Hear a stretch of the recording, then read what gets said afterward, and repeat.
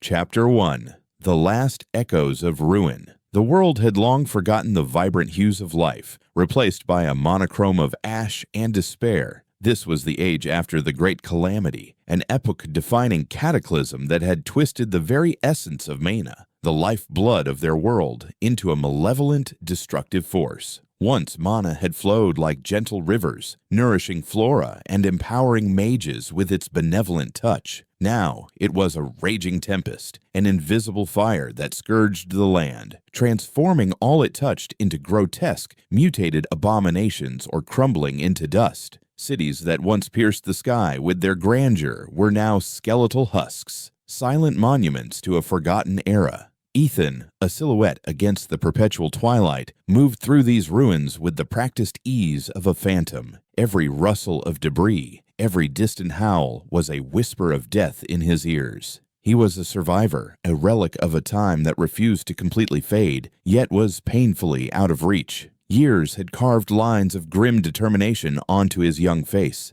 etched there by the relentless pursuit of survival in this desolate wasteland. He was alone, profoundly and utterly alone, a solitary figure in a world that had consumed everyone he had ever known. His family, their faces, their laughter, their very existence were now just echoes in the hollow chambers of his memory, each recall a fresh stab of an old wound. He carried not just the burden of his own survival, but the crushing weight of a dying world, a silent elegy for what was lost. Today, the air hung heavy with an unnatural stillness, a predatory calm that prickled at Ethan's instincts. He had ventured deeper into the city's decrepit heart than usual, the desperate gnaw of hunger overriding his caution. The skeletal remains of skyscrapers loomed overhead, their broken windows like vacant eyes staring into the abyss. Suddenly, the silence shattered. A low, guttural growl rumbled from the shadows of a collapsed building, followed by another, and then several more, mutated beasts. The calamity hadn't just twisted mana, it had warped life itself. Animals, even humans who succumbed to prolonged mana exposure, transformed into grotesque parodies of their former selves, driven by an insatiable hunger and primal rage. Ethan's hand instinctively went to the hilt of his scavenged machete, its worn blade a testament to countless skirmishes. 3 of them emerged from the gloom, their forms a horrifying fusion of wolf and something far more monstrous. Their fur was matted with what looked like dried blood and patches of necrotic flesh. Their eyes glowed with an eerie phosphorescent green, and jagged, obsidian-like claws protruded from their paws. These weren't the typical sluggish, mana-corrupted creatures he usually encountered. These were faster, more agile, and radiating an unsettling aura of destructive mana. The air around them shimmered, distorting the light, a clear sign of their heightened power. He moved, a blur of calculated desperation. The first beast lunged, its maw gaping, revealing rows of razor-sharp teeth. Ethan sidestepped, the machete a silver arc in the dim light, catching the creature across its flank. It howled, a sound of pain and fury, but the blow, while deep, wasn't immediately fatal. These things were unnervingly resilient. The second beast came from his left, faster than he anticipated. He barely managed to parry its clawed swipe with his machete, the impact jarring his arm to the bone. A third one, the largest and most menacing of the trio, circled behind him, cutting off his escape. He was cornered, trapped amidst crumbling rubble and the stench of decay. His breath hitched in his throat, a cold dread coiling in his gut. This was it. After all this time, all the fighting, all the surviving, was this how it ended? A futile struggle against mindless beasts. Images of his family, fleeting and painful, flashed before his eyes. His mother's gentle smile, his father's strong hand, his little sister's infectious laughter. He couldn't die here, not like this, not when their memories were all he had left. A surge of primal defiance ignited within him, a desperate, irrational refusal to yield. With a roar torn from the depths of his being, a sound more animal than human, Ethan lunged forward, not at the closest beast, but directly at the largest one. It was a suicidal charge, an act born of pure, unadulterated desperation. He ignored the searing pain in his arm, the burning in his lungs, and poured every ounce of his dwindling strength into a single, wild swing. The machete sliced through the air, aimed not at a vital spot, but at the glowing patch of corrupted mana pulsing on the beast's chest. A desperate, foolish gamble. Just as the blade connected, a blinding flash of violet light erupted from within Ethan. It wasn't a light he recognized, not the sickly green glow of corrupted mana, nor the faint, almost imperceptible shimmer of the rare, untainted mana he sometimes stumbled upon. This was different, vibrant, intense, almost alive.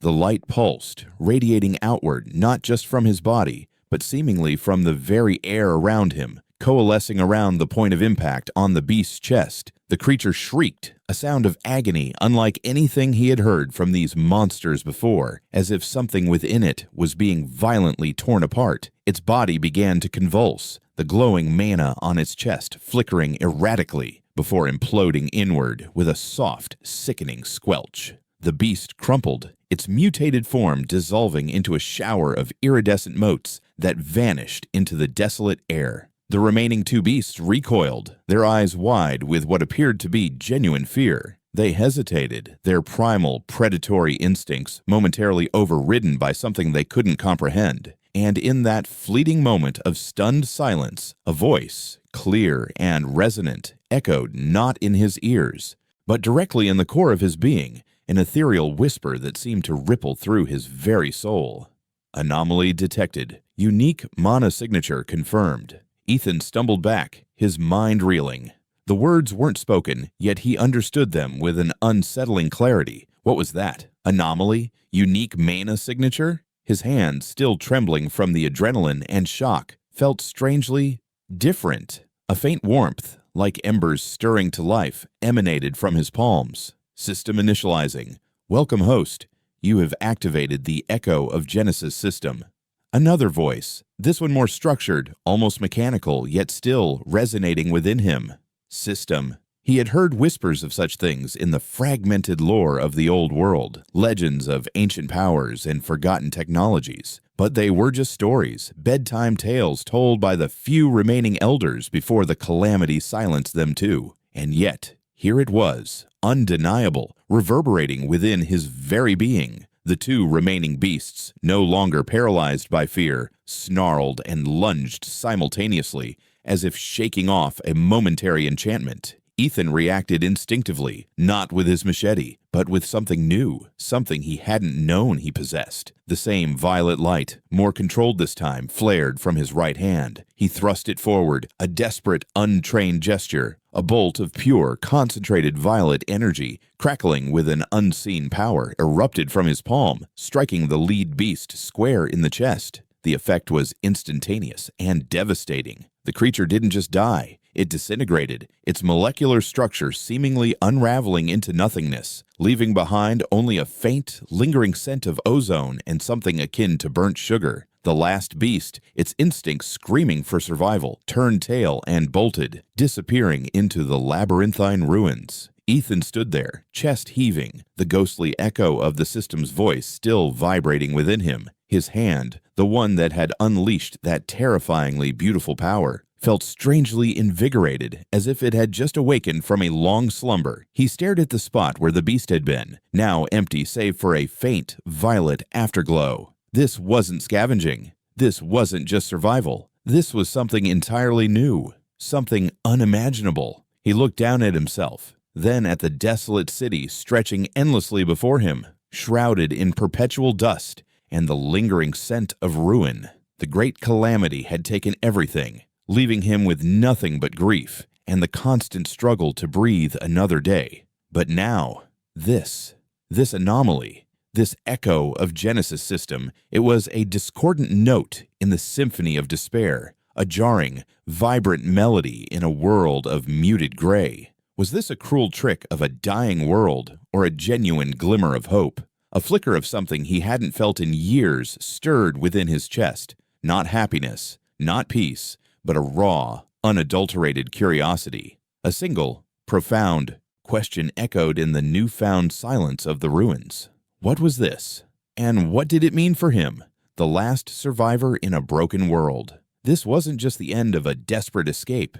It was the abrupt, bewildering beginning of an unimaginable journey, one that promised not just survival, but perhaps, just perhaps, something more. A chance to fight back against the creeping desolation, to reclaim a world that had seemingly given up all hope. The last echoes of ruin had always been a lament, but now a new sound resonated within them, the faint, yet undeniable hum of Genesis. Chapter 2.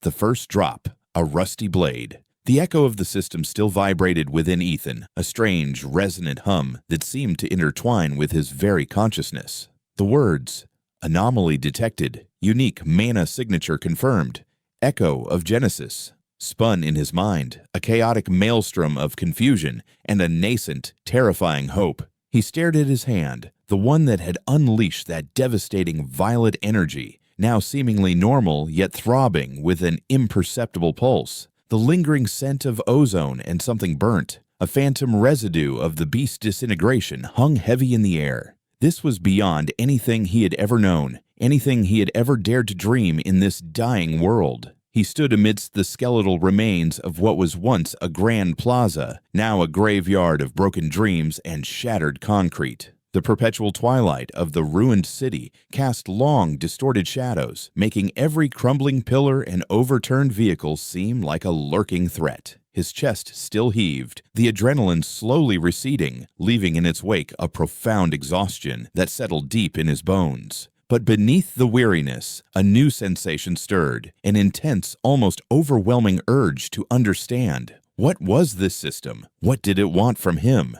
And what did it mean by host? As if in answer to his unspoken questions, another prompt flickered into his mind, appearing not as a voice this time, but as luminous, ethereal text superimposed on his vision, yet visible only to him. New ability unlocked, infinite item drop. Ethan blinked, then blinked again, half expecting the words to vanish, to be a figment of his exhausted imagination. But they remained, hovering in the desolate air, shimmering with an otherworldly glow. Infinite item drop. The words were simple, yet their implications sent a jolt through him. In a world where every scrap of metal, every functional tool, was a precious commodity, where scavenging was the brutal dance of survival, the concept of infinite items was nothing short of miraculous, or perhaps a cruel joke. Hesitantly, he reached out, not physically, but with his thoughts, an instinctive response to the prompt. He focused, unsure of what to expect, his mind attempting to grasp the abstract concept of manifesting something from nothing. He had no frame of reference for this. All his life, survival meant finding, scavenging, taking, never creating. A faint shimmer began to coalesce in the air before him, a translucent outline of something. It slowly solidified, taking on a metallic sheen, and then, with a soft clink, it dropped to the cracked pavement at his feet. Ethan stared, his brow furrowed in disbelief. It was a short sword, not gleaming, not razor sharp, not infused with any visible mana. Just a rusty short sword. Its blade was dull, its hilt wrapped in tattered, discolored leather. It looked like something he might have discarded years ago, deemed too useless to bother carrying. In a world where the few surviving remnants of advanced weaponry were coveted like ancient relics, plasma rifles scavenged from abandoned military outposts, mana-infused blasters from forgotten research labs, this rusty piece of scrap metal felt like a profound disappointment, almost an insult. A rusty sword, he muttered aloud, his voice hoarse from disuse. The irony was palpable. After witnessing him disintegrate a beast with raw, violet energy, the system had offered him this? Was this a test? A perverse joke? He bent down, his fingers brushing against the cold, rough steel. Despite its appearance, it felt solid, strangely weighty in his hand. He picked it up, testing its balance. It was far from perfect, but it wasn't falling apart. It was functional, in the most basic sense of the word. He gave it a tentative swing, and the rusty blade sliced through the stagnant air with a faint whoosh. As he held it, another system notification flashed before him. Item, rusty short sword. Quality, common, level 0. Abilities, none. Special trait, adaptive growth, experience-based improvement. Ethan's eyes widened. Adaptive growth, experience-based improvement. This wasn't just a random, useless drop. This was a starting point. The implications slowly began to dawn on him. The system wasn't granting him ultimate power immediately. It was offering him a path to develop it. It wasn't about simply receiving advanced weaponry, but about earning and improving it. This rusty sword, with its pitiful quality common, level 0, was a seed, waiting to be nurtured. He gripped the sword tighter, a strange mixture of frustration and intrigue warring within him. He was a survivor, accustomed to making do with what little he had. And right now, this rusty sword was what he had. He needed to test it, to understand this adaptive growth. He needed to find another beast. Driven by this new, urgent curiosity, Ethan began to move. He left the plaza, venturing deeper into the city's decrepit industrial sector, an area known for its higher concentration of corrupted creatures. The air grew thicker with the metallic scent of decay and the acrid tang of residual mana.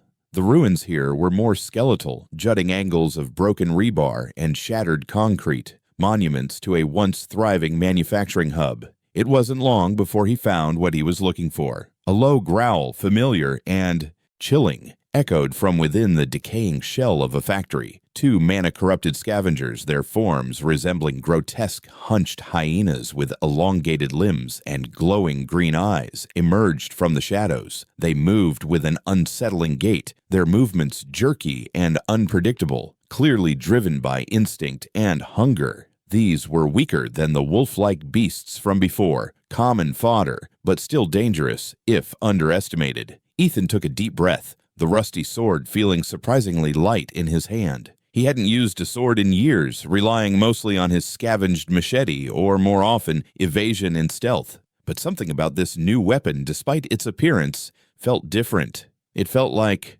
opportunity. The first scavenger lunged, its maw snapping. Ethan moved with practiced agility, sidestepping the attack. This time, instead of the machete's crude hacking, he swung the rusty short sword with a newfound precision. A calculated strike born from years of dodging and weaving. The blade, surprisingly, bit deep into the creature's matted hide. The scavenger shrieked, a high-pitched, guttural sound, and stumbled back. Ethan pressed his advantage. He wasn't just fighting to survive now. He was fighting to learn, to understand. He parried a clumsy claw swipe from the second scavenger, the rusty blade scraping against bone with a grating sound. He felt a strange connection to the sword, almost as if it were an extension of his own will. He noticed a subtle, almost imperceptible tremor in the blade, a faint vibration that seemed to hum with a latent energy. He pivoted, driving the sword into the first scavenger's exposed flank again. This time, as the blade sank in, he felt a faint jolt, a strange surge of energy, not pain, but something akin to a warmth spreading from the sword through his arm.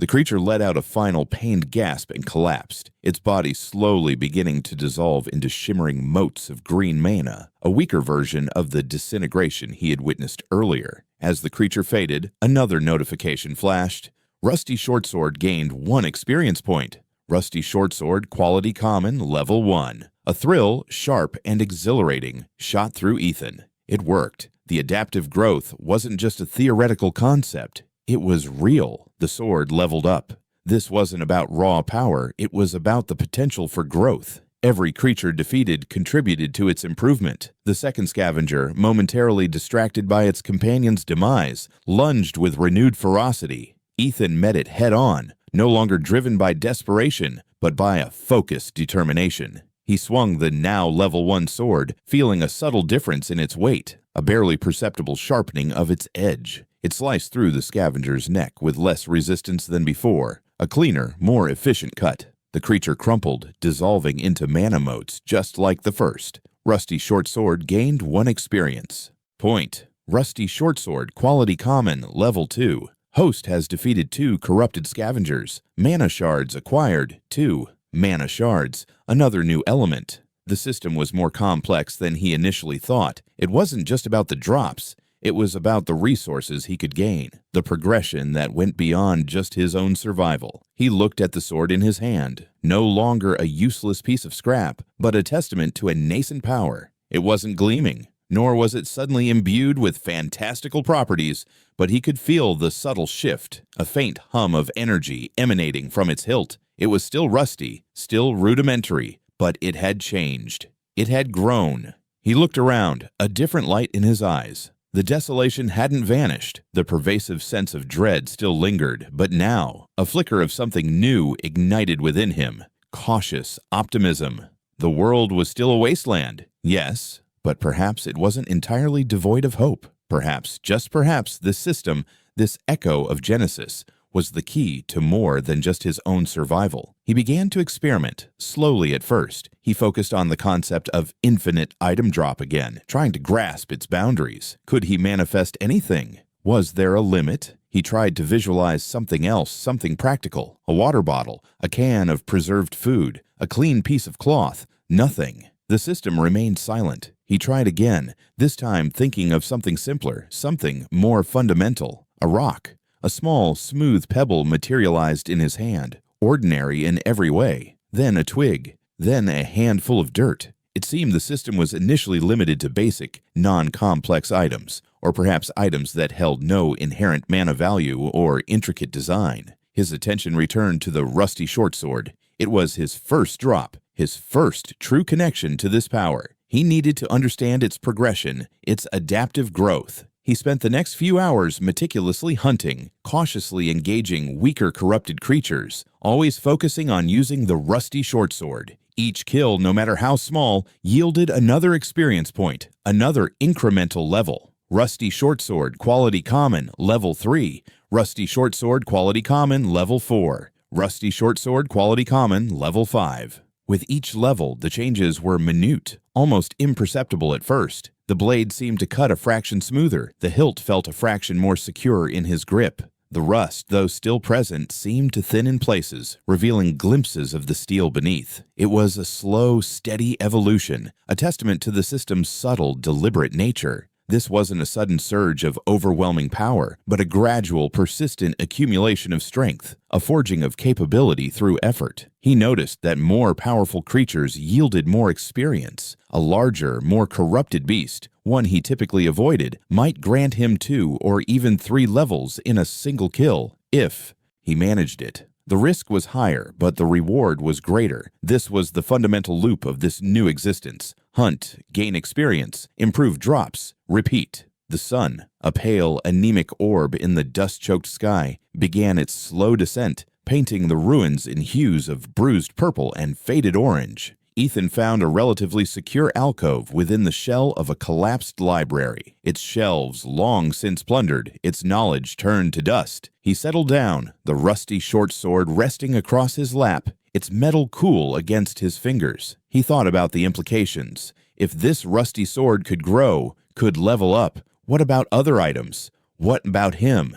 Could he also level up? The thought was intoxicating, a forbidden hope in a hopeless world. The great calamity had stripped everything away, leaving behind a barren canvas of despair. But now, a single, unexpected brushstroke of vibrant color had appeared. He remembered the competitor script's description of social class tension, how those with even a semblance of power or resources lorded it over others. If others knew about this system, about his infinite item drop and adaptive growth, he would be hunted, exploited, dissected. Secrecy was paramount. This power was his, and his alone, at least for now. He was a lone survivor, and he would remain one. But now, he was a survivor with a secret weapon, a potential that could reshape his desolate reality. He ran his thumb along the dull edge of the sword. It was still rusty, still a far cry from the mythical blades of old. But it was his, and it was growing.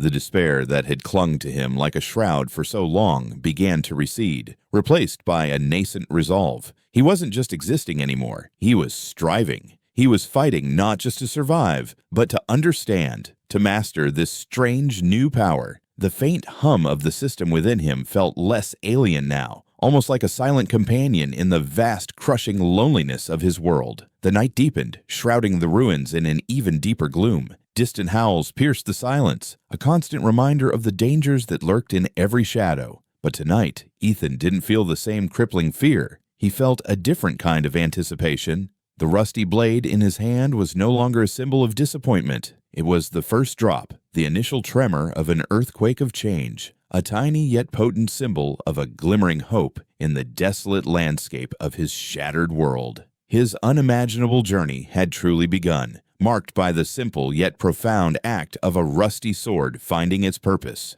Chapter 3. Echoes of the Past, Whispers of Power. The pervasive dust of the ruined city seemed to cling to Ethan's very soul, a constant reminder of the great calamity that had consumed their world. Yet, as he navigated the skeletal remains of forgotten streets, a new purpose propelled him forward. The rusty short sword, now surprisingly sturdy after countless battles and diligent leveling, hung at his hip, a silent testament to the extraordinary changes unfolding within him. The system, this enigmatic echo of Genesis, hummed within his consciousness, a constant low frequency that resonated with an almost magnetic pull towards knowledge. He needed answers. Answers about the calamity, about the perverse twisting of mana into a destructive force, and, most crucially, about this burgeoning power within him. His destination was clear, the remains of what was once the grand archives of Eldoria, a sprawling labyrinth of knowledge now reduced to a precarious skeleton of collapsing floors and moldering texts.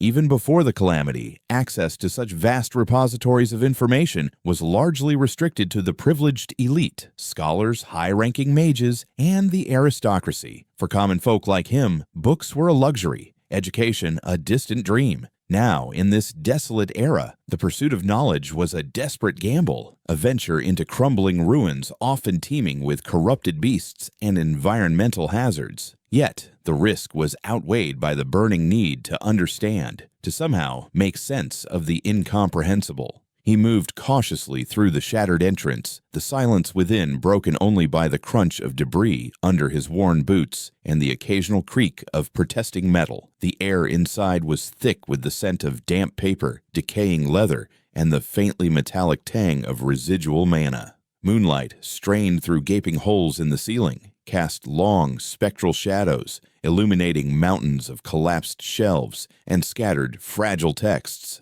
This was a grave for knowledge, a poignant monument to all that had been lost. Hours bled into one another as Ethan meticulously sifted through the wreckage, his eyes trained by years of scavenging to spot even the most minute detail, scanned titles, deciphered faded script. Most of what he found was useless, fiction, poetry, historical records of a world that no longer existed. But occasionally a phrase, a symbol, or a diagram would catch his attention, hinting at the true purpose of his desperate search. He stumbled upon a section that, despite its ravaged state, seemed to have once housed texts on mana theory and enchanting. These were areas of magic that had been highly specialized even before the calamity, often cloaked in secrecy by powerful mage guilds. Now, what remained were fragmented whispers of forgotten power. He picked up a brittle, leather-bound tome, its cover crumbling in his hands. Its title, barely legible, spoke of rudiments of mana weaving. Inside, meticulously illustrated diagrams depicted intricate mana channels, explanations of elemental affinities, and rudimentary enchanting sequences. It was dense, complex, and utterly fascinating. He devoured the information, his mind racing. The texts described how mana, in its untainted form, was a harmonious energy, flowing freely through the world and within living beings. It could be weaved by mages, channeled through their bodies or specific conduits to cast spells, heal wounds, or empower objects. Enchanting, he learned, was the art of imbuing objects with mana, essentially giving them unique properties or even a form of rudimentary sentience. The calamity the book posited in a chillingly prophetic passage was a cataclysmic imbalance, a rupture in the very fabric of mana, causing it to invert, to turn destructive. It transformed from a creative force into a corrosive one, manifesting as the sickening green glow of corruption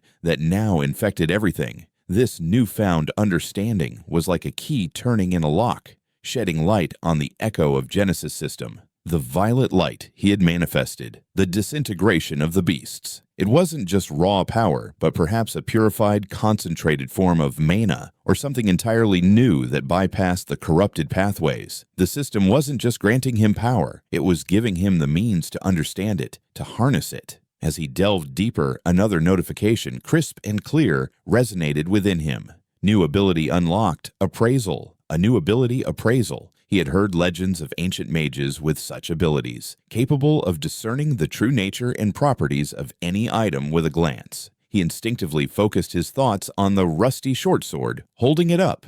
Immediately, ethereal text overlaid his vision, far more detailed than before. Item: reforged mana iron short sword, temporary. Quality: uncommon, level 7. Abilities: mana absorption, minor. Corrupted mana resistance, minor. Special trait: adaptive growth, experience-based improvement, temporal stability, duration 2347. His breath hitched. Reforged mana iron short sword, temporary. Not rusty anymore, not common. It was now uncommon and level 7. It had developed mana absorption and corrupted mana resistance. These weren't just statistical improvements, these were abilities. And then there was temporary and temporal stability. This meant his drops, or at least this particular drop, wasn't permanent. A cold dread snaked through him. Was all his effort, all the leveling, merely temporary? It was a sobering thought, but one that only fueled his desire to learn more, to understand the system's true limitations and possibilities. He looked around the crumbling library, then instinctively focused appraisal on a scattered pile of books. Item: fragmented tome of Eldoria, mana theory. Quality: damaged, unreadable. Abilities: none.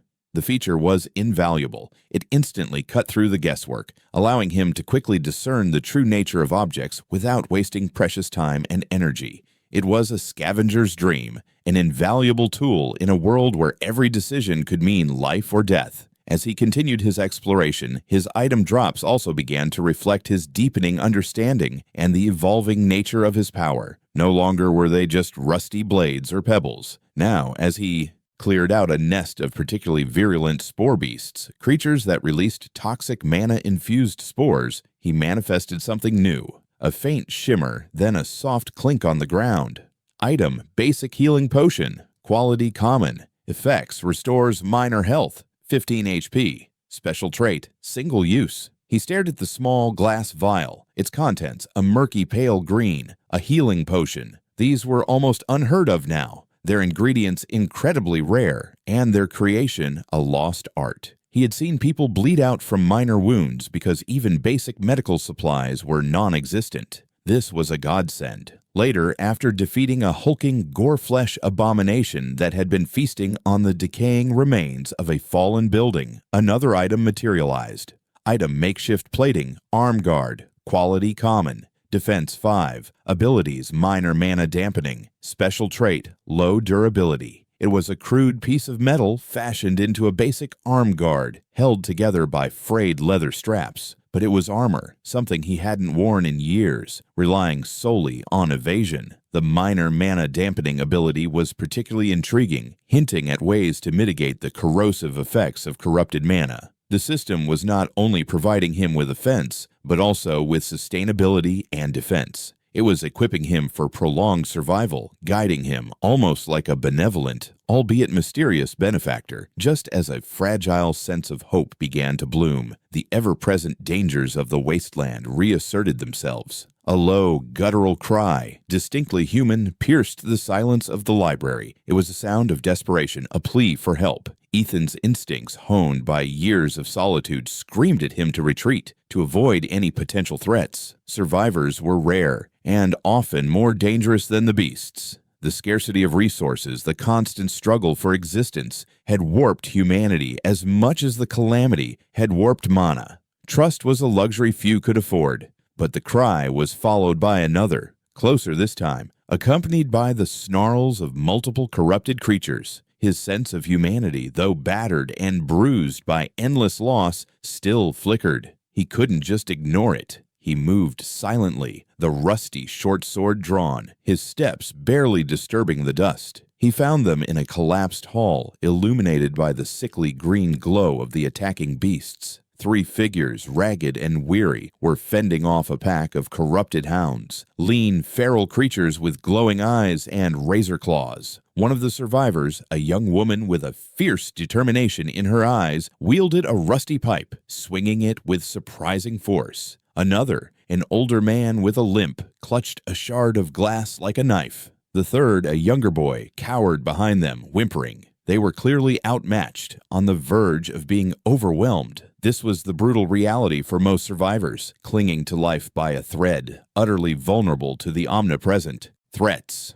Ethan moved like a shadow, a silent predator striking from the periphery. He targeted the hounds using his now familiar violet energy. A concentrated burst disintegrated one, then another. The rusty short sword flashed, taking down a third. The hounds, caught off guard by the sudden overwhelming assault, hesitated, their primal fear overriding their aggression. They had never encountered such power, such a rapid, efficient eradication. Seeing their advantage crumble, the remaining hounds scattered, vanishing into the labyrinthine shadows. The hall fell silent, save for the ragged breathing of the survivors. The young woman stared at Ethan, her eyes wide with a mixture of shock and awe. The older man coughed, a rattling sound, and leaned heavily against a crumbling pillar. The boy, still trembling, peeked out from behind them. Who are you?" the woman finally managed, her voice hoarse. "How did you—" Ethan lowered his sword, his face unreadable. He had to be careful. Revelation of his system could be disastrous. "Just another survivor," he replied, his voice a low rasp. "Saw you were in trouble." He made sure to keep his violet energy suppressed, attributing the kills to his well-honed scavenging skills and the efficacy of his weapon. The appraisal feature was running silently in the background, giving him quick readouts on their conditions. Survivor, Lena. Condition, exhausted minor lacerations. Equipment, rusty pipe, low durability. Survivor, Kyle. Condition, severely dehydrated, leg injury untreated. Equipment, glass shard, ineffective. Survivor, Finn, child. Condition, frightened, malnourished. Equipment, none. Their plight was evident. They were on the brink. Lena, the young woman, seemed to be their protector, their last line of defense. Kale, the older man, looked like he wouldn't last much longer without aid. We lost our way," Lena said, gesturing vaguely. "We were looking for water, a safer route through the city. These things, they ambushed us." Her gaze lingered on his sword, then his hands, searching for any telltale signs of the power he had just displayed. He kept his expression neutral. "It's dangerous out here," he stated, a stark understatement. "Where were you headed?" "North," Kyle rasped, his voice weak. "Towards the old mining camps. Heard there might be some clean water there, or at least less corrupted land." The mining camps. Ethan knew of them. A long, arduous journey, fraught with even greater dangers. They wouldn't make it on their own, and if he left them, they would surely perish. This was the inherent conflict of this desolate world, the brutal necessity of self-preservation against the lingering embers of human empathy. A tense silence hung between them. Ethan weighed his options. He could continue alone, maintain his secrecy, and minimize risk, or he could offer aid, form a temporary alliance, and potentially risk exposure. The logical choice, the one honed by years of solitary survival, was to abandon them. But the images of his own lost family, the gnawing emptiness of his solitude, whispered to him. "I know a safer route," Ethan finally said, his voice low. "And I have some supplies. But we move now. This place isn't safe for long." He made sure to be vague about the source of his supplies. He pulled out one of the basic healing potions he had dropped, holding it out to Kale. "Drink this. It will help with the injury and dehydration." Kale looked at the potion with wide, disbelieving eyes. A potion? Are you mad? Where did you get this?" Potions were mythical. "Don't worry about where," Ethan replied, his tone firm. "Just drink it if you want to survive." He offered another to Lena. "And you, take this. Keep it for when you need it." He also dropped a makeshift plating chest guard for Kyle, a slightly improved version he had leveled up from earlier. "Put this on," he instructed. "It will offer some protection." Lena's eyes narrowed, suspicion warring with desperate hope. He was offering them life-saving resources, things almost impossible to find. Who was this man? Yet the fear in Kale's eyes, the utter desperation etched on his face, pushed her to accept. She took the potion, her fingers trembling as she handed it to Kale. He drank it, a grimace on his face as the murky liquid went down, but within moments, a faint flush returned to his pale cheeks, and his breathing eased. The subtle effects of the mana-infused potion were undeniable. Thus, a fragile, unspoken alliance was forged in the heart of the dying city. Lena, Kyle and Finn became his reluctant, wary companions. They were a liability, a drain on his limited resources, and a constant threat to his secret. But they were also a connection, a faint echo of the humanity he thought he had lost. As they began their arduous journey through the crumbling ruins, Ethan maintained his distance, his guard never truly dropping. He continued to use the system, secretly dropping items, meticulously leveling his short sword. And now, even the makeshift armor pieces he had manifested, he learned that the temporal stability of his items varied. Some lasted longer than others, a constant reminder that nothing was permanent in this harsh world. He used appraisal constantly, not just on his own drops, but on the environment itself, on the mutated creatures, even on his companions when they weren't looking, gaining invaluable insights into their weaknesses, their resilience, and their subtle mana signatures. He realized the system was not just a tool for combat and item generation. It was a comprehensive learning interface, providing him with critical data in a world where information was as scarce as clean water. Lena, observant and sharp, often caught him in moments of quiet contemplation or noticing him glance at nothing in particular as if reading invisible text. You have some kind of trick, don't you?" she asked him once, her voice low, as they rested near a collapsed bridge. "Something more than just luck." Ethan met her gaze, his expression unyielding.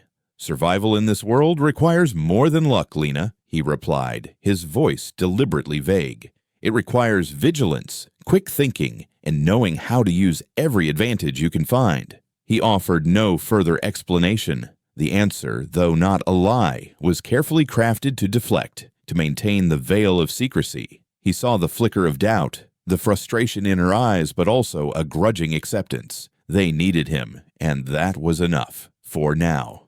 As they continued their trek, the sun, a cold, indifferent eye in the sky, began to set, casting long, mournful shadows over the desolate landscape. Ethan walked slightly ahead, his senses alert, his mind racing. The knowledge gained from the archives, the varied power of his item drops, the invaluable appraisal feature, and the uneasy alliance he had forged. It all intertwined, forming a complex tapestry of survival and burgeoning power. He was no longer just a lone scavenger. He was something more. A nascent force in a dying world, burdened by a terrifying secret, but also emboldened by the glimmer of an unimaginable future. The echoes of the past had whispered secrets of power, and he, Ethan, was beginning to listen. Chapter 4. The Mana Core's Secret. The Wind.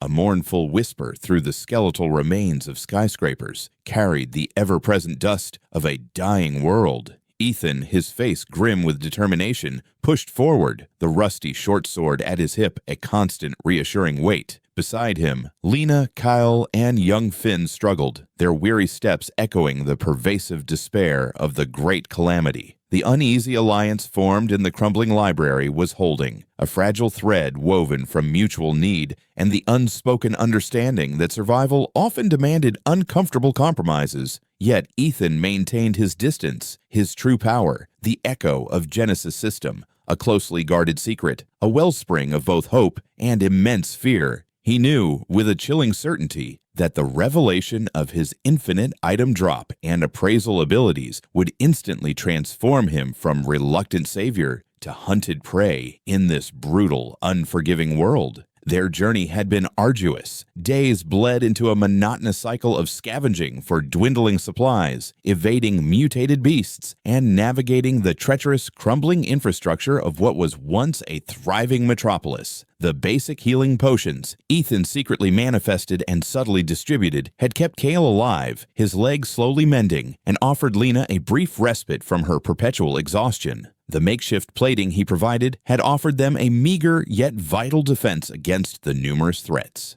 He even managed to drop a few purified water flasks and nutrient bars, explaining them away as rare finds. His companions, while still wary, had begun to rely on his uncanny ability to find resources. The knowledge gained from the shattered archives of the Grand Library gnawed at him. He understood now the true horror of the calamity, the inversion of mana, the very essence of life turning into a corrosive, destructive force. He knew the basics of mana, weaving and enchanting, rudimentary knowledge that was now practically useless without a stable mana source. This was the fundamental problem plaguing the remnants of humanity. The wellspring of their power, their very existence, had turned poisoned. But his system was different. The violet energy, the clean disintegration of corrupted creatures, the ability to manifest items, it all hinted at a connection to something untainted, something pure. He needed to understand the true nature of this connection. He needed more knowledge, more understanding of mana, and perhaps a way to find or create a stable mana source. His mind, constantly worrying, had led him to a new objective, one that diverged slightly from their original path to the mining camps. His appraisal ability, now an invaluable extension of his senses, had identified faint yet distinct residual mana signatures emanating from a specific sector of the city. Signatures unlike the corrupted, chaotic mana that permeated everything else. These were structured, ordered, hinting at a place where mana had once been studied, controlled. A place of advanced knowledge, perhaps even advanced technology. His current destination, the Ethereum Mana Research Facility. Before the calamity, it had been a pinnacle of magical advancement, a secret installation where the brightest minds delved into the mysteries of mana, developing cutting-edge mana-infused constructs and experimenting with revolutionary energy sources. Now, it was just another skeletal ruin, its once gleaming spires twisted into grotesque metal sculptures against the perpetually overcast sky. "Are you sure about this, Ethan?" Lena asked, her voice laced with apprehension as they stood before the facility's ominous, ruined entrance. The air here felt heavier, charged with a strange, almost electric tension. "This place, it has a bad feeling about it. We heard stories, guardians, things that still move." Her hand instinctively went to her upgraded but still crude makeshift scavenger knife that Ethan had secretly dropped for her. "We need to find answers," Ethan replied, his gaze fixed on the broken entrance. His inner monologue was a torrent of calculations. He knew the risks. If stories of guardians persisted, it meant powerful, possibly automated defenses. But the potential reward, the chance to understand stable mana, was too great to ignore. If there's any hope of finding out what truly happened to mana, it's in places like this. He didn't mention his appraisal scans, the subtle, complex mana signatures he had detected. Kyle, leaning heavily on a scavenged crutch, coughed. "He's right, Lena. We're chasing ghosts out here. At least in a place like this, there might be. Something left to find. Supplies, information, anything." The old man's desperation was palpable, a reflection of the crushing reality of their existence. Finn, clutching Lena's tattered sleeve, shivered. "It's cold inside, Lena. And scary." "We'll be careful," Lena assured the boy, though her eyes betrayed her own apprehension. "Stay close to me, Finn." As they stepped across the threshold, the silence of the facility was profound, broken only by the distant drip of water and the faint hum of unseen, perhaps ancient, mechanisms. The interior was a vast, cavernous space, a testament to pre-calamity engineering. Gleaming metallic structures, now tarnished and rusted, stretched into the gloom. Intricate conduits, designed to channel mana, snaked across walls and ceilings, their crystalline cores long since shattered or turned to inert dust. The appraisal notification flickered constantly in Ethan's vision, identifying countless broken devices, remnants of advanced technology, and faint, ghost-like mana residues. They moved deeper, navigating through ruined laboratories filled with shattered beakers and corroded equipment. Ethan's focus was absolute, his senses hyper-alert. He was searching for something specific, something that resonated with the subtle, non-corrupted mana signatures his appraisal had detected. It was a faint, yet persistent warmth amidst the cold, chaotic energy of the calamity's aftermath. Suddenly, a low, resonant hum began to vibrate through the very floor beneath their feet. It started faintly, then rapidly intensified, growing into a deep,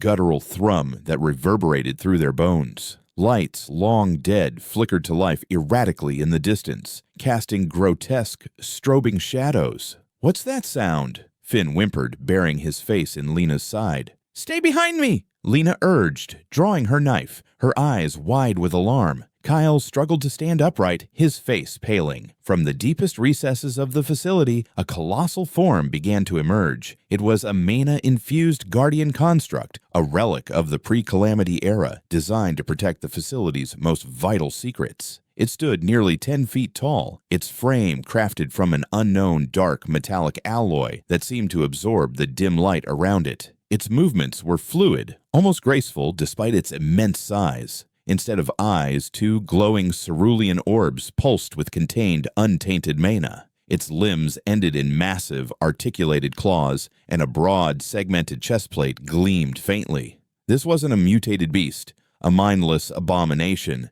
This was a machine, a programmed entity, a guardian that had remained dormant through the apocalypse, now awakened by their intrusion. It was powered by stable mana, the very thing Ethan sought. This was a challenge unlike any he had faced before. Threat detected. Mana-infused Guardian Construct. Quality Legendary Awakened. Ab abilities Mana Shield active. Energy Blast high power. Physical. Fortification Extreme. Automated Combat Protocols. Weakness Mana Overload high risk. Energy Signature Manipulation unknown.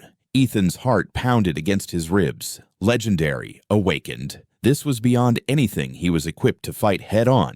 Its abilities, displayed starkly by his appraisal, confirmed his fears. Mana Shield meant direct attacks would be useless. Energy Blast meant it could decimate them from a distance. He had to be strategic, tactical. He had to use the system's full versatility, not just its raw power. "Run!" Ethan yelled, shoving Lena and Finn back. "Get out of here. I'll hold it off." "Are you crazy?" Lena shouted, her face contorted in a mixture of fear and defiance. "We're not leaving you. You'll die if you stay." Ethan snarled, his voice low and urgent. He couldn't risk them seeing the extent of his powers. He couldn't risk revealing the system. "Go. Now." The Guardian Construct emitted a low mechanical hum, its cerulean eyes fixing on Ethan. It recognized him as the primary threat, the one who had urged the others to flee. Its arm lifted, the segmented plates shifting, and a brilliant sphere of compressed mana began to form in its palm. Energy Blast. Ethan didn't hesitate. He thrust his hand forward, manifesting a barrage of items. A desperate, frantic gamble. Item drop. Smokescreen pellet, X3. Item drop, makeshift flashbang, X2. 3 small crude pellets appeared in his hand, followed by 2 makeshift flashbangs. He threw them simultaneously at the Guardian. The pellets exploded on impact, releasing thick, acrid smoke that instantly obscured the Guardian's vision. The flashbangs detonated a moment later, unleashing blinding light and deafening concussive blasts. The Guardian flinched, its movements momentarily disrupted, its manosphere dissipating. "Go!" Ethan roared again, his voice echoing in the smoky gloom. He could hear Lena pulling Kyle and Finn away, their desperate footsteps fading. He was alone now, facing a pre-calamity monstrosity. The Guardian, disoriented, but not truly harmed, began to advance through the smoke, its glowing eyes cutting through the haze. Its automated combat protocols were clearly adapting. Ethan knew he couldn't outrun it, and direct combat was suicide. He needed to find its weakness or create one. He focused his appraisal on the construct again, searching for anything new, any subtle shift in its mana signature. The information scrolled rapidly. Weakness, mana overload, high risk. How to overload something so immensely powerful?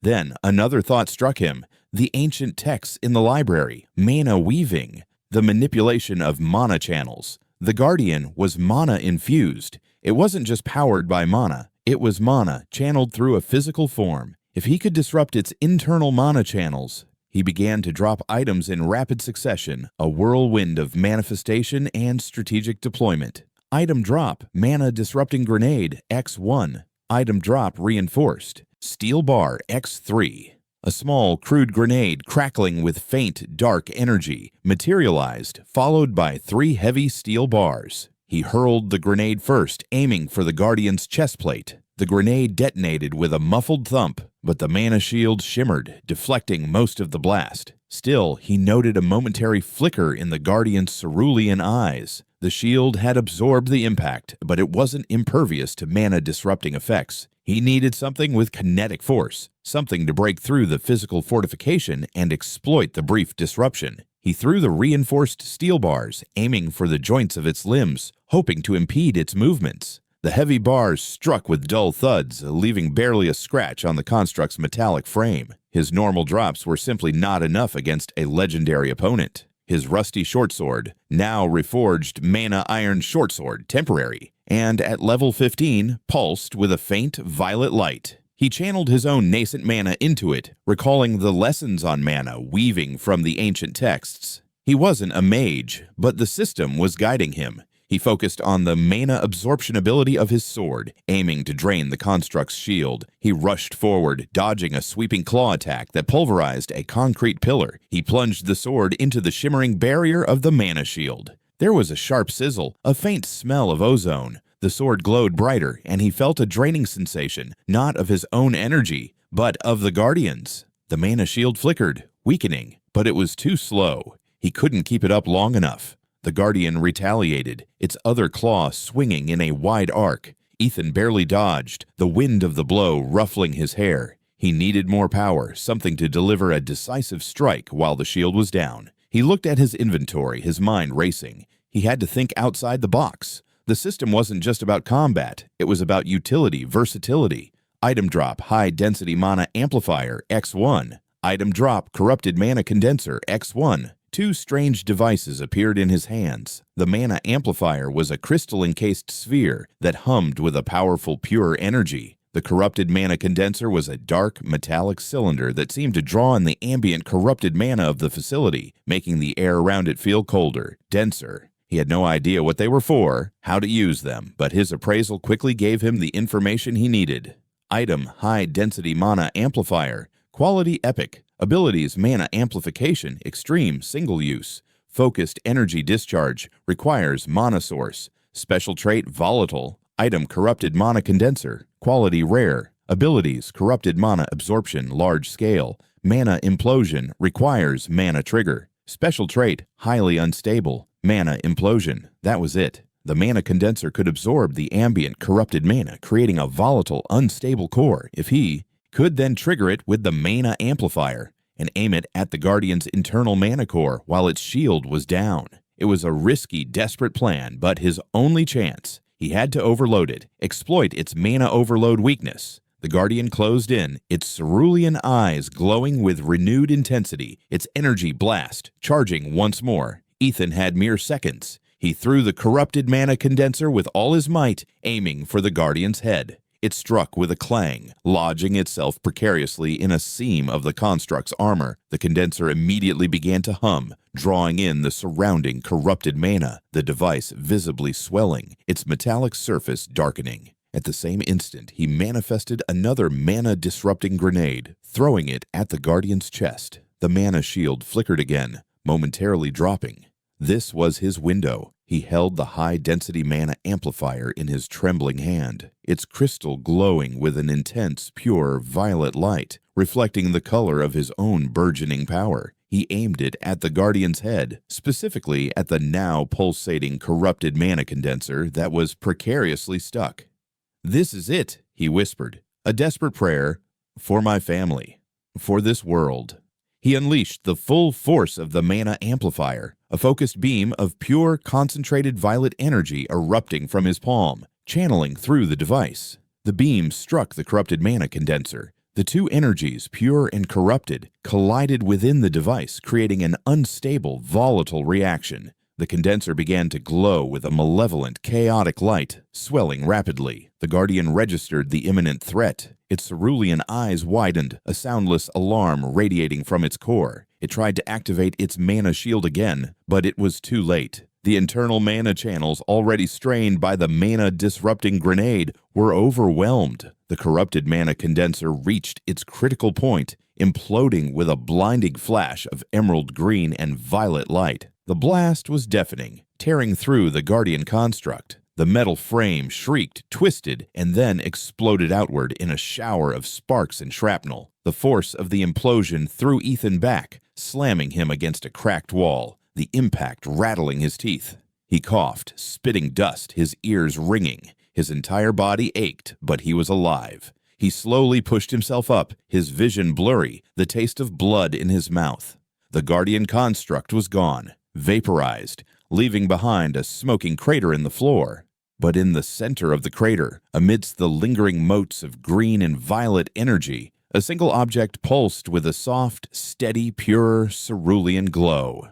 Ethan stumbled forward, his limbs heavy, his eyes fixed on the object. It was a sphere about the size of his fist, radiating a profound sense of calm and power. It wasn't raw mana, it was a condensed, refined form of it. A mana core, not corrupted, not chaotic, but stable. Discovery, stable mana core, minor. Quality, epic. Properties, pure mana source, self-regenerating, slow. High energy output, controlled. Note, a highly rare artifact, thought impossible to exist after the Great Calamity. He reached out, his hand trembling, and picked up the mana core. It was warm to the touch, humming with a gentle, consistent vibration. This was it. This was the answer. This wasn't just a power source. It was a beacon, a living testament that pure mana could still exist, could still be harnessed in this broken world. The ancient texts in the library, his own mysterious system, and now this. It all converged. A new objective solidified in his mind, clearer and more profound than mere survival. He wasn't just fighting to live anymore, he was fighting to understand this stable mana core, to harness its power, and perhaps to reverse the devastating effects of the Great Calamity. The knowledge gleaned from the library, the versatility of his infinite item drops, the invaluable insights from appraisal, and now, this incredibly rare artifact, it all pointed to a singular, daunting, yet exhilarating path. The echoes of ruin were still everywhere, a pervasive lament, but now, a faint, pure hum of hope resonated within them, powered by the incredible secret of the mana core. This was the true beginning of his unimaginable journey, one that went beyond personal survival to the daunting possibility of reshaping the very fabric of their desolate world. Chapter 5. The Shifting Sands of Alliance. The desert wind, thick with the dust of forgotten empires and the acrid scent of corrupted mana, scoured the skeletal remains of what was once a bustling trade hub. Ethan walked with purpose, the mana core he'd retrieved from the Ethereum Mana Research Facility, humming softly in a specially crafted pouch he had dropped for himself. Its pure, cerulean glow was a stark contrast to the sickly green ambient mana of the wasteland. He'd learned to suppress its radiance, keeping it hidden, for such a treasure would ignite an uncontrollable frenzy among desperate survivors. Lena, Kale, and Finn trudged behind him, their initial apprehension about the research facility replaced by a grudging respect for Ethan's uncanny ability to navigate dangers and secure resources. He continued to subtly provide them with superior gear, a more durable makeshift composite bow for Lena, a sturdier crutch for Kyle, and even a small insulated canteen for Finn, all without revealing the true source of these lucky finds. Word, however, was an insidious thing, carried on the very winds that swept across the desolate lands. Whispers of a lone survivor, impossibly capable, who could clear corrupted zones with terrifying efficiency and always seemed to have just what was needed, had begun to spread among the scattered human enclaves. In a world where every scrap of metal, every drop of clean water, every living soul was a precious commodity, such tales were potent. They drew attention, both desperate and predatory. Ethan felt the shift in the air, the subtle change in the way other lone scavengers averted their eyes or scurried away, no longer just fearing him as a competitor, but viewing him with a mixture of awe and suspicion. His appraisal feature, constantly active, picked up on their fear, their greed, their curiosity. He saw the shift in their emotional signatures, the way their survival instincts screamed at them to either cling to him or destroy him. The Great Calamity had not only twisted mana, but it had also warped humanity, reducing complex societal structures to a brutal hierarchy based on strength and cunning. Trust was a rare, dangerous commodity. His fears were soon realized. As they navigated through the ruins of a once thriving marketplace, now a maze of overturned stalls and skeletal arches, they found their path blocked, not by mutated beasts, but by other survivors. This wasn't a desperate ragtag group like Lena's. This was an organized force, roughly a dozen figures clad in patched together but surprisingly functional armor fashioned from salvaged industrial plating. They carried a mix of pre-calamity firearms, rusty but recognizable rifles and pistols, and heavy improvised melee weapons. Their posture was one of casual menace, their eyes hardened by countless brutal encounters. "Well, well, what do we have here?"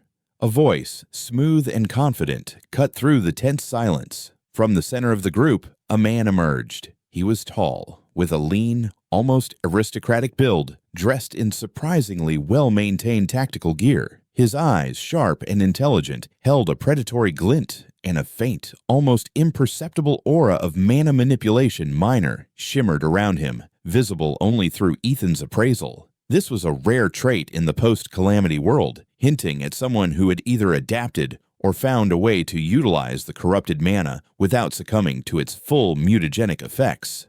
Threat detected. Reese, leader of the Iron Claws Scavenger Guild. Quality elite, adapted mana user. Abilities, corrupted mana infusion, weapon. Leadership, charismatic, tactical acumen, advanced tracking. Traits, ruthless, manipulative, highly perceptive. "You must be the ghost they've been talking about," the man continued, a charming yet utterly insincere smile playing on his lips. "Ethan, wasn't it? My name is Reese, and we've been looking for you." Ethan's grip tightened imperceptibly on the hilt of his reforged mana iron shortsword. He kept his face impassive. "We're just passing through," he stated, his voice flat, his inner thoughts a storm of tactical analysis. He immediately positioned himself subtly in front of Lena, Kale, and Finn, shielding them. Reese chuckled, a dry, humorless sound that scraped against the desolate wind. "Passing through? My dear Ethan, in this world, no one just passes through by accident. Not with the kind of luck you seem to possess." His gaze lingered on Ethan's sword, then flickered to the slightly improved gear Lena and Kale wore. "We've heard tales of beasts disappearing without a trace, of miraculous finds, of a man who walks through dangers as if they're not there." His eyes narrowed, a cold glint replacing the false charm. "My iron claws could use someone like you." This wasn't a request, it was a veiled demand. Reese was a leader, charismatic, clearly accustomed to asserting his dominance. His group, the Iron Claws, was described by appraisal as a scavenger guild, implying a level of organization and hierarchy far beyond typical survivor groups. This meant they had established territories, perhaps even a crude form of trade network. "I work alone," Ethan replied, his voice firm, leaving no room for negotiation. Reese's smile didn't falter, but his eyes hardened further. "A commendable spirit, truly, but a dangerous one in these times. The wastes are becoming more organized. Lone wolves are often culled, broken, or simply absorbed. We, on the other hand, offer protection, resources, a share of our spoils. Imagine, Ethan, what you could achieve with the backing of the Iron Claws." This was the coercion, thinly veiled as an offer. Social class tension in the post-calamity world manifested in groups like Reese's, who leveraged their collective strength and limited resources to exert control over weaker individuals or nascent settlements. They weren't rebuilding, they were establishing a new, brutal order. "I'm not interested in joining," Ethan said, his hand slowly moving towards a concealed pouch where he kept a few pre-dropped items ready for emergencies. Reese sighed dramatically. "A pity. I was hoping we could be amicable. But sometimes people need a little persuasion to see the light." He gestured subtly to his men. Two of them, burly and heavily armed, stepped forward, their expressions menacing. "You see, Ethan, we've had a problem lately. A particularly nasty, mana-corrupted leviathan has taken root near our primary scavenging route. It's too powerful for our usual methods, but for someone of your unique talents, it might be a manageable task. We simply require your assistance in dispatching it. In return, we would, of course, ensure your safe passage, and perhaps a steady supply of resources." It was a test, a challenge, disguised as an offer of cooperation. If he succeeded, he would prove his value, and they would push harder for his recruitment. If he failed, he would be weakened, making him easier to coerce or eliminate. Reese was cunning, assessing his potential without fully understanding its source. He sensed a hidden power, but not its infinite nature. "And if I refuse?" Ethan's voice was dangerously low. Reese's smile finally vanished. His eyes glinted with cold malice. "Then we make it Unpleasant for you and for your little companions. His gaze flickered meaningfully towards Lena, Kyle, and Finn, who huddled together, their faces etched with fear. A cold rage, primal and protective, flared in Ethan. He would not allow them to be harmed. Not again. Not after everything. This was the moment of decision. He couldn't reveal the full extent of his system, but he could leverage its versatility to outmaneuver Reese, to demonstrate a power that was formidable, yet inexplicable. He needed to secure his independence without becoming an asset to be exploited. Fine, Ethan said, his voice clipped. Lead the way to your Leviathan, but my terms are simple. I deal with it alone. And once it's dead, we part ways. No questions, no recruitment attempts. Agreed? Reese's eyes narrowed, surprised by Ethan's immediate acceptance. He clearly expected more resistance, more negotiation. Agreed, he said slowly, a calculating gleam in his eyes. He assumed Ethan was desperate or arrogant. He didn't know he was facing the echo of Genesis. They arrived at the Leviathan's lair, a sunken section of the city where an ancient riverbed had become a festering pool of corrupted mana. The air here was thick, heavy with the stench of decay and the oppressive aura of concentrated corruption. The mana-corrupted Leviathan itself was a horrifying sight, a gargantuan serpentine creature, easily 50 feet long, its scales a sickening green-black, oozing with corrosive mana. Its multiple eyes glowed with malevolent intelligence, and its gaping maw was lined with rows of razor-sharp, jagged teeth. Its presence warped the very air around it. Threat detected, mana-corrupted Leviathan. Quality, Apex Predator, Extreme Threat. Abilities, Corrosive Mana Breath, AoE, Enhanced Regeneration, Mana-Based. Environmental Adaptation, Corrupted Zones, Suppressive Aura. Weakness, Mana Desiccation, Critical. Core Exposure, Extreme Risk. Reese and his iron claws positioned themselves on the crumbling remnants of a bridge overlooking the mana pool, far enough to be safe, but close enough to observe. Lena, Kale, and Finn were kept at a distance by two of Reese's men. A silent threat. Ethan approached the edge of the pool, the Leviathan shifting in the depths, its massive form barely contained by the putrid water. He could feel its oppressive, suppressive aura pushing down on him, a heavy weight that attempted to crush his will. But his own unique mana signature, the anomaly within him, acted as a counter, an invisible shield against the corrupting influence. He knew he couldn't engage it directly. The corrosive mana breath alone would be lethal. He needed to expose its core or cause mana desiccation. The latter was the safer, albeit more complex option. This meant draining its mana, slowly but surely, until its regenerative abilities failed. He began to drop items. Not weapons, not armor, but specialized tools. Item drop, Mana Siphon Net, X3.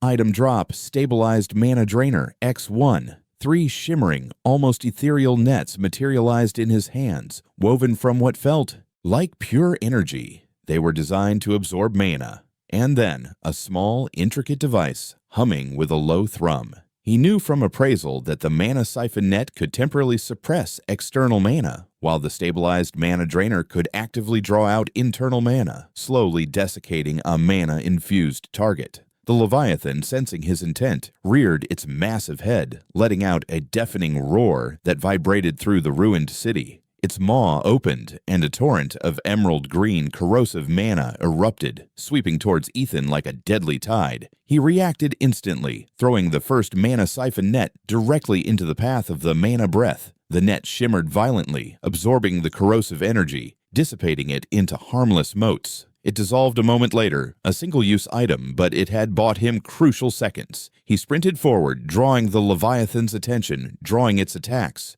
It launched another Mana Breath, and he threw the second net, deflecting it again. He needed to get close enough to deploy the Mana Drainer. As the Leviathan lashed out with its immense tail, pulverizing a section of the bridge, Ethan used the opportunity. He threw the third Mana Siphon Net to deflect another blast. Then, in a desperate leap, he launched himself onto the Leviathan's slimy, scaled back. As it momentarily submerged, he scrambled, digging his fingers into its thick hide, trying to find purchase. The creature thrashed violently, attempting to dislodge him, but Ethan clung on with desperate strength. He found a soft spot, a large, pulsating vein of mana just beneath the Leviathan's skin. confirmed by his appraisal. It was here he needed to place the stabilized mana drainer. He pressed the device against the pulsating vein. It immediately burrowed into the Leviathan's flesh, latching on and began to hum, a low, consistent thrum that indicated it was actively drawing out the creature's internal mana. The Leviathan roared, a sound of agony and fury. It thrashed even more violently, twisting its body, slamming itself against the surrounding ruins. Ethan held on, gritting his teeth against the impact. He could feel the Leviathan weakening, its movements becoming less fluid, its suppressive aura subtly diminishing. But it was slow. Too slow. The mana drainer was effective, but its effect was gradual, and the Leviathan's enhanced regeneration was formidable. He could feel the temporal stability of the mana drainer slowly depleting. He needed to accelerate the process, to push it to its limits. He needed something more aggressive. He needed to create a direct vulnerability. Item drop Mana Overload Conduit X1, a slender crystalline rod glowing with a dangerous, unstable violet energy, materialized in his hand. Its properties, displayed by appraisal, were simple but terrifying. It channeled mana directly, creating an overload in the target system. Volatile, high risk, critical damage on success. This was pure brute force.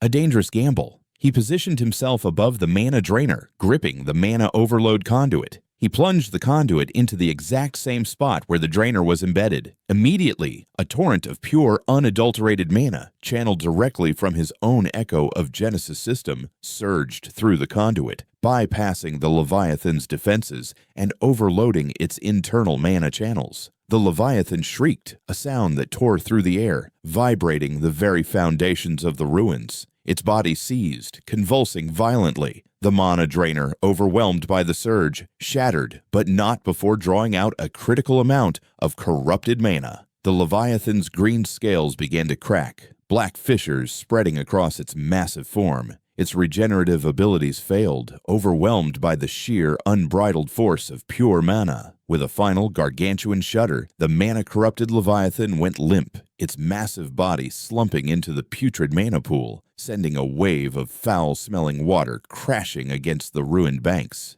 Its eyes dimmed, the malevolent green fading into dull, lifeless orbs. The silence that followed was profound, broken only by the lapping of the now calmer, yet still corrupted mana pool. Ethan, battered and bruised, but triumphant, slowly pulled himself off the Leviathan's corpse, his body aching, but his spirit soaring. He looked up at the bridge. Reese and his iron claws were staring, their faces a mixture of shock and undisguised awe. They had witnessed his combat prowess, his strategic thinking, but they still couldn't comprehend how. The Leviathan, a beast that had plagued them for weeks, was dead, dispatched by a lone man with what appeared to be nothing more than exceptional skill and a few strange devices. Reese slowly walked towards the edge of the bridge, his eyes fixed on Ethan, a new calculating glint replacing the earlier malice. "Impressive," he said, his voice low, devoid of its previous charm. Truly remarkable. He knew now that Ethan was more than just a talented survivor. He was an anomaly. His ability to manifest tools specifically tailored to the threat, to utilize them with such strategic precision, it was beyond mere luck or scavenging. He hadn't seen him pull weapons from a bag, but produce them out of thin air. "The Leviathan is dead," Ethan stated, his voice unwavering, meeting Reese's gaze with defiance. "Our agreement stands. We part ways." Reese studied him for a long moment, a myriad of emotions playing across his face: grudging respect, intense curiosity, and a simmering frustration at being unable to control such a formidable force. He knew pressing further now would be foolhardy. Ethan had shown a terrifying capability. Forcing him would only create a powerful, vengeful enemy. "As you wish," Reese finally said, his voice strained. He turned to his men. "Let them go." He didn't offer any more recruitment attempts, no more veiled threats. The test had been passed, but not in the way he intended. Ethan had proven his formidable power, but he had also proven his utter independence. Lena, Kyle, and Finn rushed to Ethan, their faces etched with relief and a renewed sense of awe. "Ethan, you did it!" Finn exclaimed, his small voice filled with wonder. "Are you all right?" Lena asked, her hand on his arm, her eyes searching his face. She had seen him fight before, but this was different. He had defeated something truly monstrous, something that had terrified even Reese's group. "I'm fine," Ethan reassured them, though every muscle screamed in protest. He glanced back at Reese, who was still watching them, his gaze cold and calculating. The threat hadn't vanished. It had merely shifted. Reese now knew Ethan was a force to be reckoned with, an uncontrollable variable. He had secured his independence, but at the cost of gaining a formidable, highly intelligent enemy who would undoubtedly seek to understand and perhaps eventually exploit or eliminate him. As they walked away from the scene of the battle, leaving Reese and his silent, wary men behind, Ethan realized the profound lesson he had just learned. Trust in this shattered world was a double-edged sword. He had shielded his companions, but his secrecy was now a necessity for their survival and his own. His echo of Genesis system was a unique power, one that had just allowed him to defeat a creature thought insurmountable, but it also painted a target on his back. The sands of alliance in this desolate world were indeed shifting, and he, Ethan, was learning to navigate them, one cautious, independent step at a time. The discovery of the Mana Core was a pivotal point, but now he carried not just hope, but the heavy weight of being an anomaly, a secret in a world desperate for power. Chapter 6. The Mana Core's Secret. Our story resumes deep within the labyrinthine heart of the Arcadia Research Facility, a place whispered to be the final bastion of forgotten truths. Elias, his breath catching in the stale, recycled air, stood before a sight that defied all logic, all understanding. This wasn't merely a chamber, it was a sanctum, a vault meticulously sealed against time and intrusion, and at its core, bathed in an ethereal sapphire glow, pulsed the impossible. A Mana Core, pristine and perfect, humming with a silent, profound power that resonated not just in the air, but in the very marrow of his bones. It wasn't like anything he had ever encountered, not even the distorted echoes of mana he'd felt in the ravaged lands outside. This was pure, unadulterated energy, a symphony of creation contained within a crystalline orb. Its pulsations were slow, deliberate, each beat a silent pronouncement of its immense, unfathomable strength. He felt an inexplicable pull, a gravitational force drawing him closer, compelling him to shed the last vestiges of his caution. As Elias took a tentative step forward, a tremor, deep and profound, seized him. It wasn't the ground, shaking.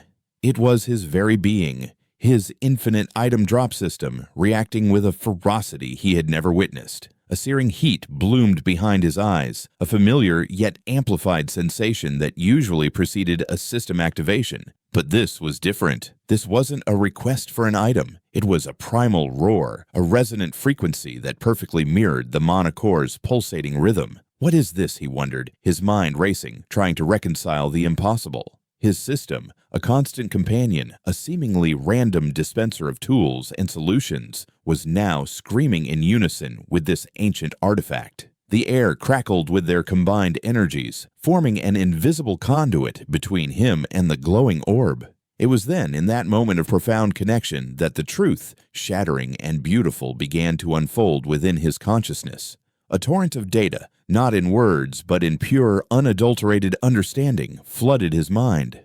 His infinite item drop system wasn't just a convenient anomaly, a fortunate quirk of the apocalypse. It was a fractured piece of this Genesis core. The realization hit him with the force of a physical blow, stealing the air from his lungs. It wasn't an independent entity, but an extension, a shard splintered from this primordial source of all mana, specifically designed to aid in humanity's survival. The Genesis core. The very name resonated with a cosmic weight, hinting at origins beyond mortal comprehension. This, then, was the wellspring, the ultimate fount from which all mana, all power, all life itself flowed, and his system, that seemingly random generator of solutions, was its echo, an adaptive mechanism precisely engineered to manifest what was needed when it was needed. It wasn't just dropping items, it was a continuous subtle act of creation, a localized mimicry of the core's grand design, albeit on a vastly smaller, more fragmented scale. He saw glimpses, not as memories, but as innate understanding of how the core functioned. It was the heart of this world's mana cycle, constantly absorbing and radiating energy, sustaining the very fabric of existence. The mana he had encountered in the ruined cities, The corrupted mana that fueled the monstrous beasts was but a shadow, a twisted echo of this pure, vibrant source. A dizzying array of possibilities unfurled before his mind's eye. If his system was a piece of this Genesis core, then its true potential was far, far beyond mere item drops. The whispers of the core resonated with an intoxicating promise. With enough mana, you can transcend. Transcend simple item drops, the phrase echoed, morphing into a grander vision.